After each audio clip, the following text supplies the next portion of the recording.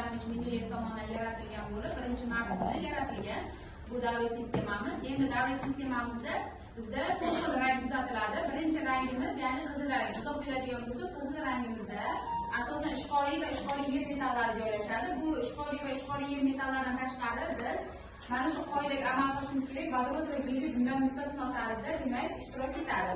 Bundan tashqari P elementlarimiz bor. P elementlarimiz sariq rangda beriladi. P elementlarimiz asosan metall massalardan iborat bo'ladi yoki bo'lmasa amfoter elementlar joylashgan bo'ladi.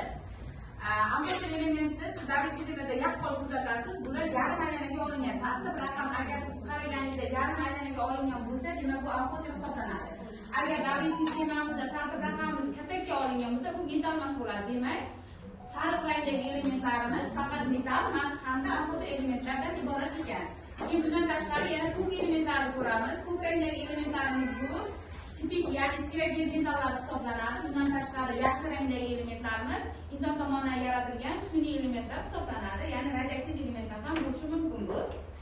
Endi biz mana shu ranglarni uyg'unlashtirgan holatda biz bitta sakura daraxtini yaratdik. Ya'ni aprel oyida gullaydigan Yaponiyadagi eng manzarali daraxtlardan biri bo'lgan sakura daraxtini biz mana shu ranglar bilan ifodaladik.